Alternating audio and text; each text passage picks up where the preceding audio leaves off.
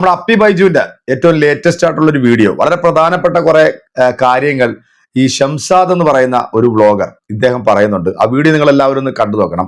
നമ്മൾ കഴിഞ്ഞ ദിവസം ഈ അപ്പി ബൈജുവിനെ കുറിച്ചിട്ട് ഒരു വീഡിയോ ചെയ്തായിരുന്നു. കാരണം ഇവനിപ്പം വീഡിയോ തുടങ്ങുന്ന സമയത്ത് ഒരു ഇൻട്രൊഡക്ഷൻ പോലെ, അല്ലെങ്കിൽ ഈ സിനിമ തുടങ്ങുന്നതിന് മുമ്പ് ഒരു ടൈറ്റിൽ കാണിക്കും.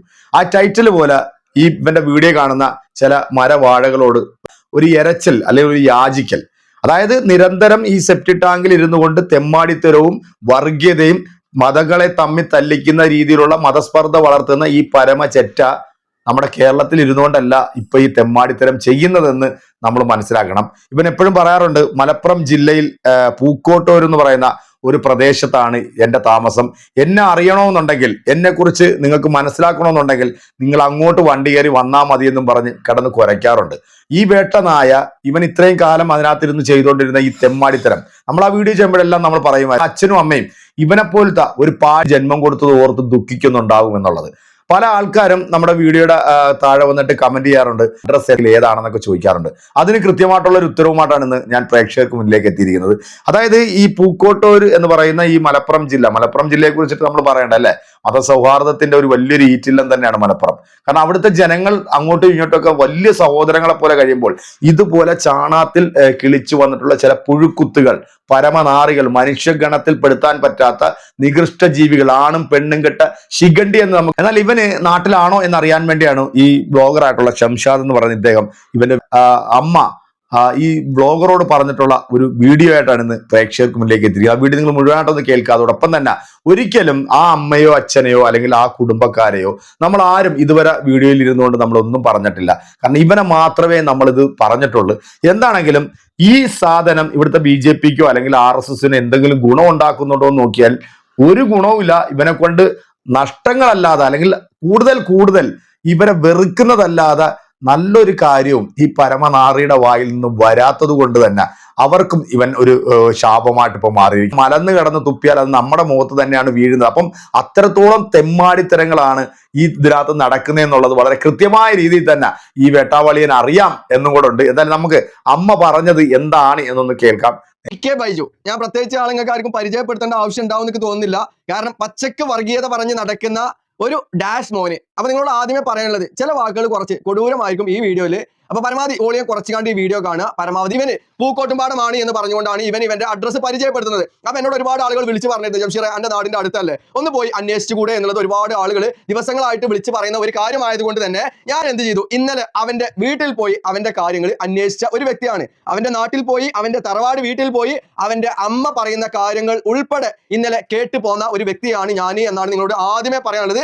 അതിന്റെ നാട്ടിൽ ഇവനക്ക് ഒരു പേരുണ്ട്, തല്ലുകൊള്ളി ബൈജു എന്നാണ് പറയുന്നത്. അവന്റെ നാട്ടിൽ അവനെ അങ്ങനെയാണ് ആളുകൾ വിശേഷിപ്പിച്ചത്. അത് ഹിന്ദു ആയാലും മുസ്ലിം ആയാലും ക്രിസ്ത്യൻ ആയാലും പല ആളുകളോടും നമ്മൾ ഈ വിഷയം അന്വേഷിച്ചപ്പോൾ അവരൊക്കെ പറഞ്ഞ ഒരേ ഒരു മറുപടി, അവനെ പോലെ ഒരുത്തൻ ഞങ്ങളുടെ നാട്ടിൽ ഇല്ല, അങ്ങനെ ഒരാളെ ഇവർക്ക് ആർക്കും പരിചയമല്ല, കാണണ്ട, അറിയില്ല എന്നൊക്കെയാണ് പറയുന്നത്. കാരണം മലപ്പുറം ജില്ലയെ സംബന്ധിച്ചിടത്തോളം ഇവിടെ ഹിന്ദുവോ മുസൽമാനോ ക്രിസ്ത്യാനോ മതമില്ലാത്തവനോ ആര് തന്നെ ആയാലും എന്താണ്, എല്ലാവരും മനുഷ്യരാണ്, എല്ലാവരും ഒരുപോലെ സ്നേഹത്തോടെ ജീവിച്ചു പോകുന്ന ഒരു നാടാണ് പ്രത്യേകിച്ച് നമ്മളുടെ മലപ്പുറം ജില്ല എന്ന് പറയുന്നത്. അപ്പൊ ഇവന്റെ നാട്ടിൽ പോയി അന്വേഷിച്ചപ്പോൾ ഇവന്റെ അമ്മ പറഞ്ഞ വാക്കുകൾ കേട്ടിട്ട് സത്യം പറഞ്ഞു കഴിഞ്ഞാൽ എനിക്ക് പോലും കരച്ചിൽ വന്നു എന്നാണ് പറയാനുള്ളത്. കാരണം അത്രത്തോളം ഈ അമ്മ പോലും ഇവനെ കൊണ്ട് കഷ്ടപ്പെട്ട് എന്നുള്ള രീതിയിലാണ് ആ അമ്മ പറയുന്നത്. സ്വന്തം മകനായി പോയി പറഞ്ഞിട്ട് കാര്യമില്ല, അവനോട് ഞങ്ങളൊക്കെ എത്രയോ പറയുന്നുണ്ട് ഈ ഒരു പരിപാടി നിർത്താന്, പക്ഷെ അവന് നിർത്തുന്നില്ല. ഈ പറയുന്ന ചെറ്റ പൂക്കോട്ടുംപാടത്ത് ഇല്ല, അവിടെ നിന്ന് പോയിട്ട് വർഷങ്ങളായിട്ടുണ്ട്.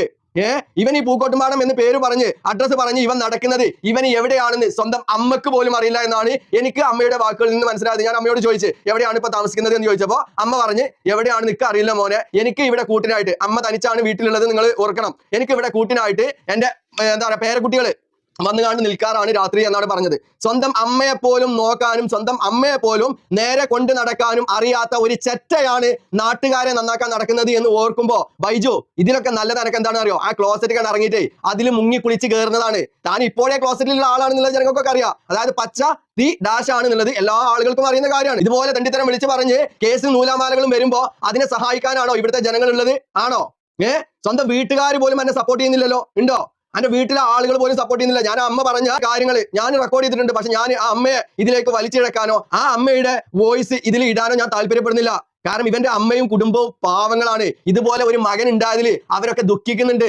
അതാണ് എനിക്ക് അമ്മയുടെ വാക്കിൽ നിന്ന് മനസ്സിലായിട്ടുള്ളത്. കാരണം ഇവന്റെ അച്ഛനും അമ്മയും എന്ന് പറയുന്നത് പഞ്ചപാവങ്ങളാണ്. അമ്മയുടെ വാക്കിൽ നിന്ന് എനിക്ക് അതാണ് മനസ്സിലായിട്ടുള്ളത്. അതിന്റെ തെളിവായിട്ടാണ് ഞാൻ അവന്റെ വീട്ടിൽ പോയ ഫോട്ടോയാണ് ഇവിടെ കൊടുക്കുന്നത്. ഇവൻ പൂക്കോട്ടുംപാടല്ല, ഇവൻ 5-ാം മൈലാണ്. 5-ാം മൈൽ പെട്രോൾ പമ്പിനോട് ചാരിയിട്ടുള്ള ഒരു റോഡിന് പോയിട്ടാണ് ഇവന്റെ തറവാട് വീട് കിടക്കുന്നത്.